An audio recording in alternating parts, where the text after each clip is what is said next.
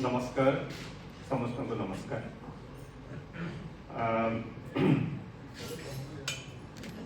Ms. Ipsita Das, Principal of DAP. Mrs. MS. The kind host of this evening's book launch. Dr. Sudhanshu Satangi, distinguished guest on this occasion. Mr. Kusan Mahapatra, the author Niranjan Nayak, Susmita Pramanik, and all my wonderful friends who have come to witness and take part in this book launch this evening. We just saw a beautiful curtain raiser and wonderful speeches by way of introducing the book and also welcoming the guests. So I wonder what is left for me to say. Already the blurb of the book was read out to all of you, and this is one of the best blurbs that I have come across.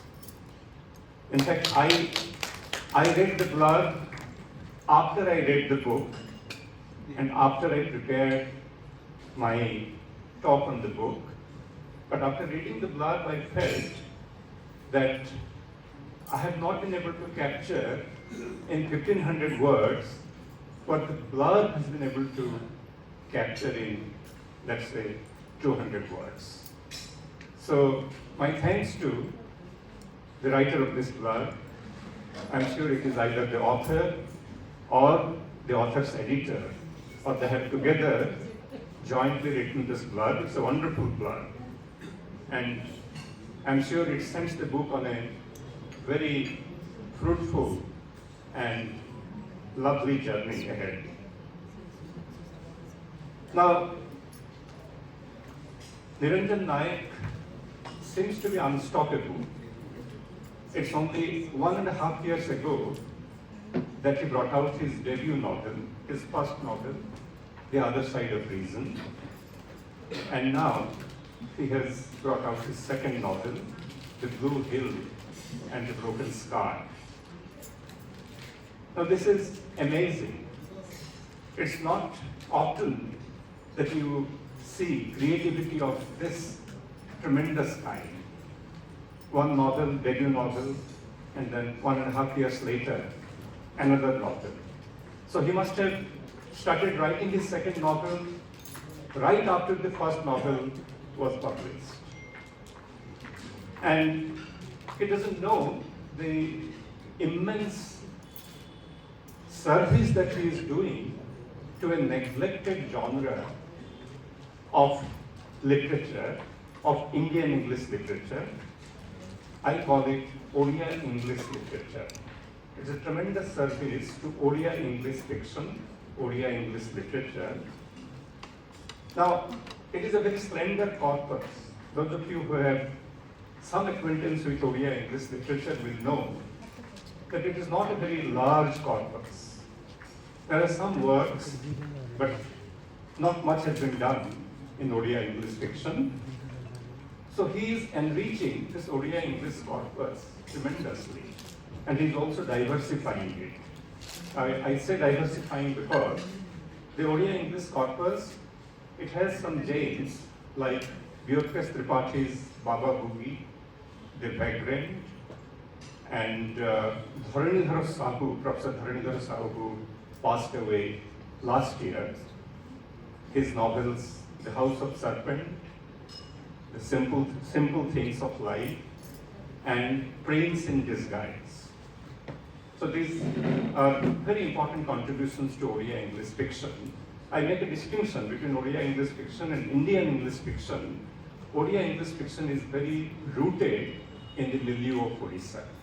It is written by people who do not have that exposure to the metropolitan setting, but who remain here, who are nurtured by the soil and water of Orissa, and the right fiction about the place and the people that they know.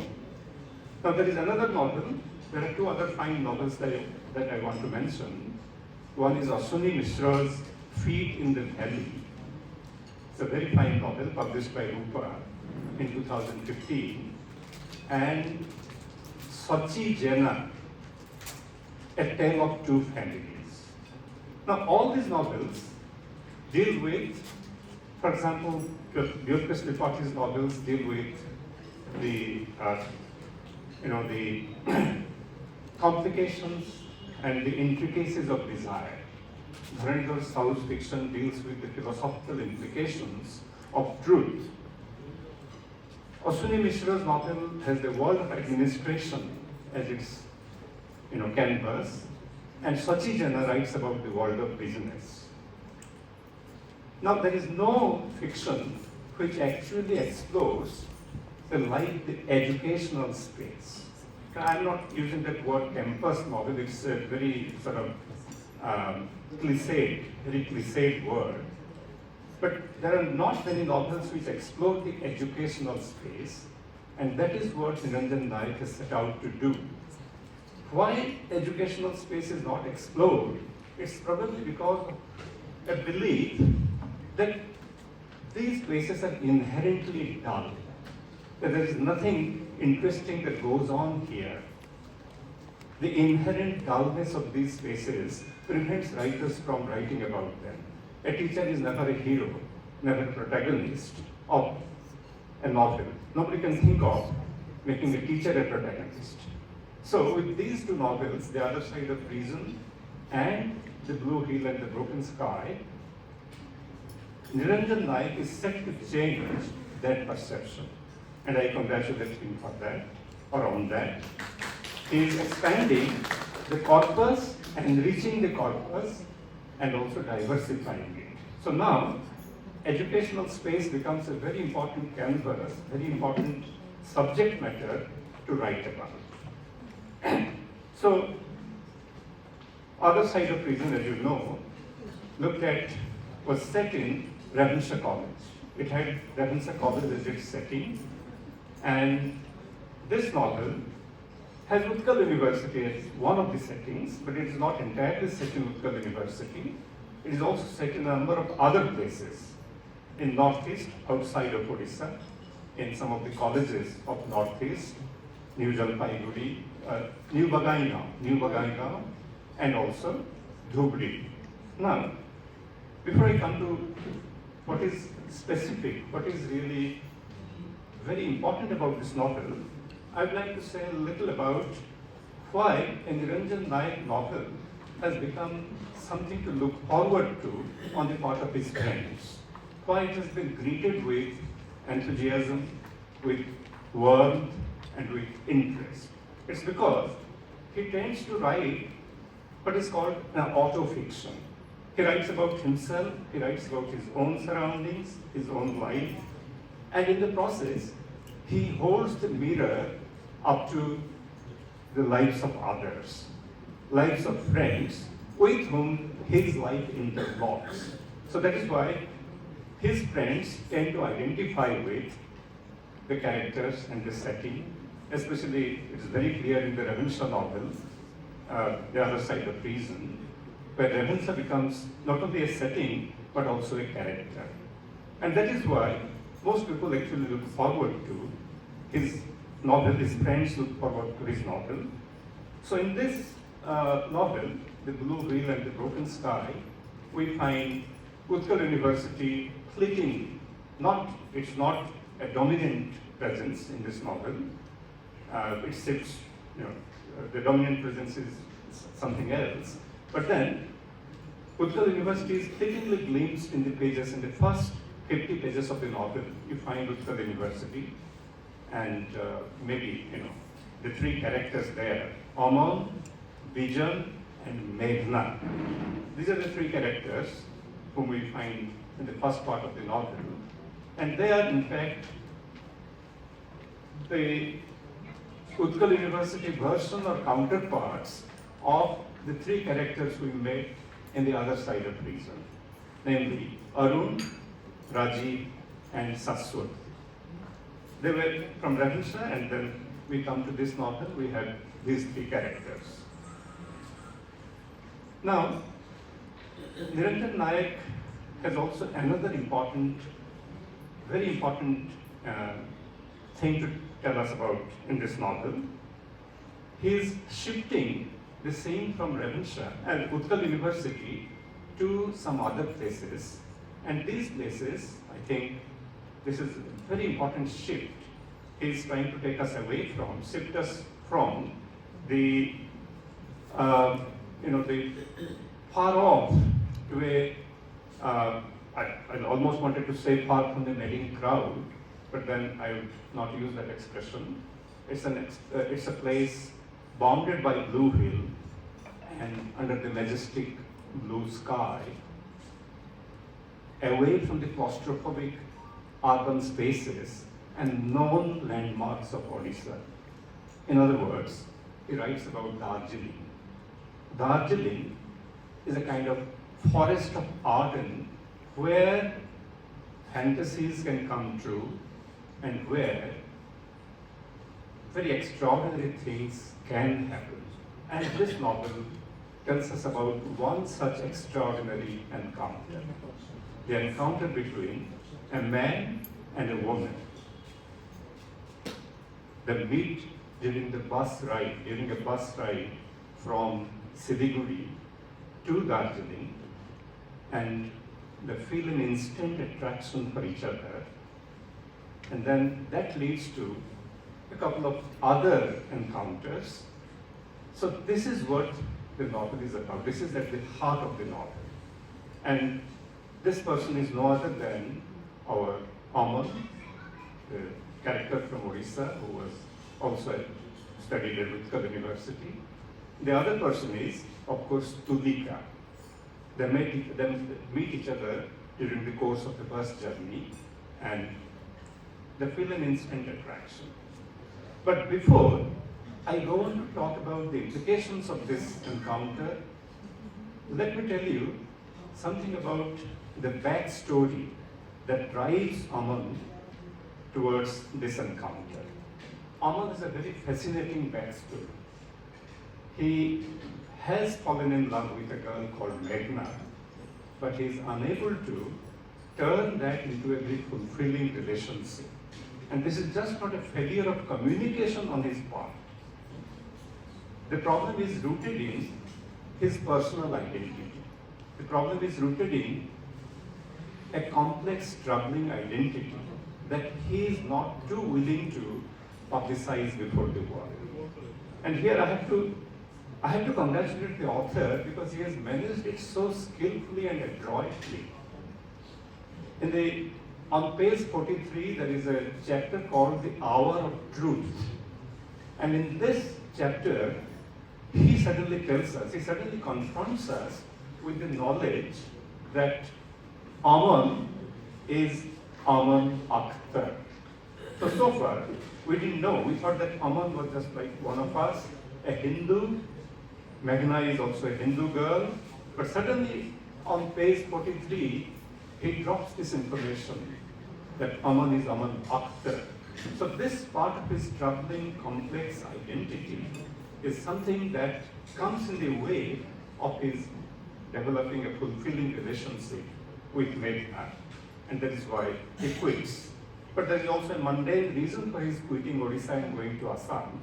And the mundane reason is that Odisha at that time was not able to offer jobs to its educated young men and women.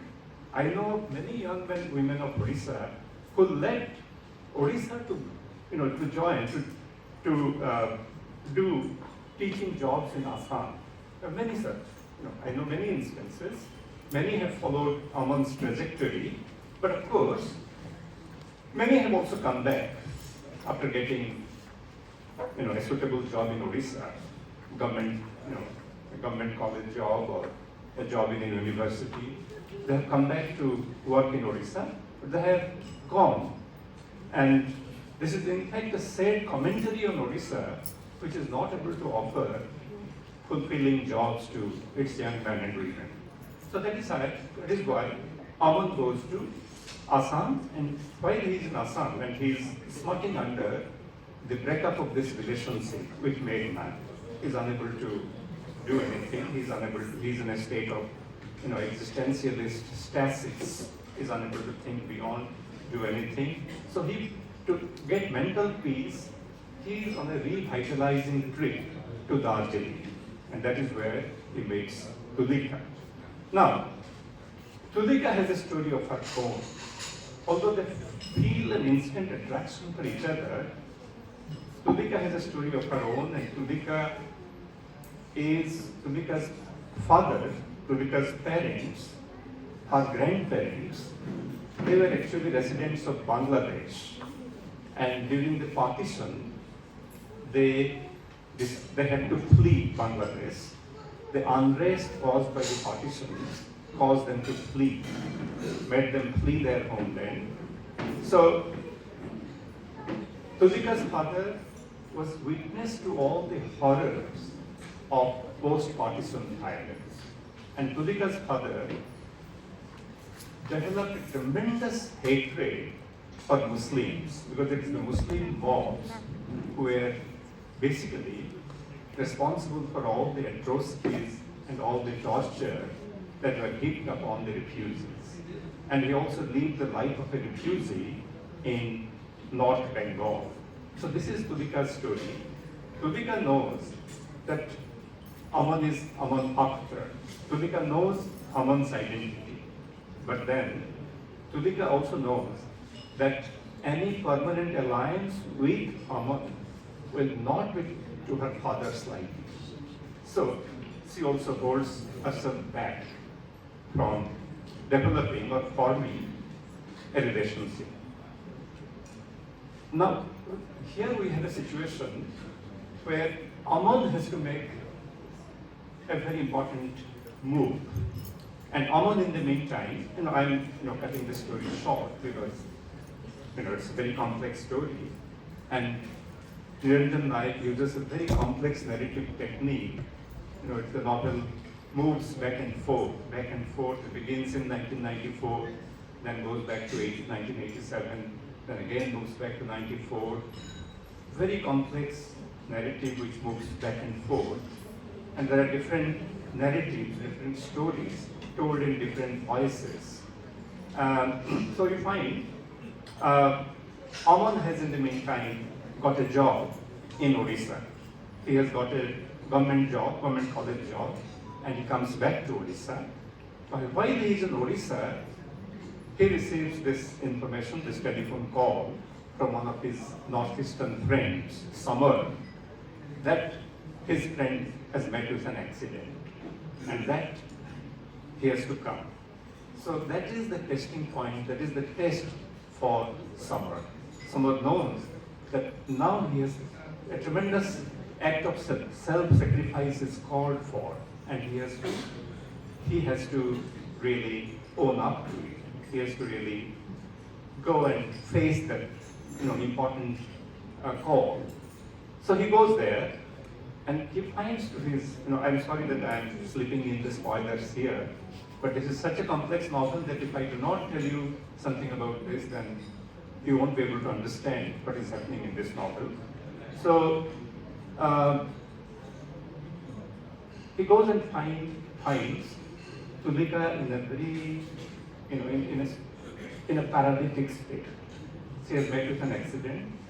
Yes? Sir, I would request you to read that to the readers, to the people who haven't read it. I'm saying that as somebody who has I know. read the book coming here. I know. So please, just a request. Yeah, I know that, but then, it is also very difficult to introduce the book without touching upon So it. let them enjoy it themselves. Let them enjoy it as readers. Yeah. No, see, the best thing for, the book release to, go well would be for Niranjan to read a couple of pages and then leave it at that. But if you ask a professor to introduce a book, then he has to. Okay. For example, Aman is Aman Akhtar. People have to know this. Because the blurb makes it very clear that he is Aman Akhtar. So that is what happens, and Aman really comes to this realization that he has lost a friend and he has to now regain, he has to now win back that friend, even if that friend is in a very, sort of still an invalid and still in a paralytic state. And in the process, what happens is Aman and his father meet on a common ground, and that is what I find to be the most interesting aspect of this novel. They find this common humanity which is beyond God and beyond religion. So, I'll not proceed anymore because you have given me this warning. Now, what is this novel? If you ask me to tell you in one sentence what this novel is about, then I will say that this is a novel which explores the dynamism of interfaith, inter-community relations. Tries to probe the deepest aspects of this interfaith relationship. It's a novel which shows how communalism constrains love, but also how love can also conquer communalism. I think we have to name these forces, because Aman's love is constrained by communalism, by religion, but it is only through an intensity of loving that he is able to transcend this and he can conquer the divisive politics. So the ending, I do not want to tell you about the ending. It's simply mind-blowing. The ending is simply mind-blowing because you see here a person you had not expected to meet. And reading the ending puts me in the position of a very important character in E.M. Foster's novel, A Passage to India. You might have all heard about Passage to India. There's a character called Dr. Aziz. Dr. Aziz had a relationship with an English girl called Adela Quested. And Adela Quested actually also put him through a lot of suffering and pain, and he was almost about to be jailed for for the rape of Adela Quested. So Adela Quested leaves India, goes back to England, and Aziz thinks that Adela has betrayed him, his friend Fielding has betrayed him, and they have got married. So after 4 years, Fielding returns to India with his wife, and Dr. Aziz thinks that it is Adela Quested. So he calls out, Mrs. Quested, please be careful. And Fielding reminds him, Fielding tells him, who are you calling Mrs. Quested? She is Mrs. Moore. And Aziz learns that he is the daughter of Mrs. Moore, one of his closest friends. So, this is the kind of ending. The reader is put in the position of Dr. Aziz and discovers that the person accompanying Aman after 20 years is somebody called Janaki. Janaki. Now, who is Janaki? I leave you to find out. But then, ending this novel on the word Janaki has a tremendous significance because it is not only a tribute to the memory of the woman that he loved, it is also a tribute to the Assamese language. Because there is a discussion in this novel that the most beautiful word in Assamese language is Janaki. And Janaki is the Assamese word for glowworm, firefly. So let us congratulate Niranjan on this wonderful novel, and thank you very much for this opportunity.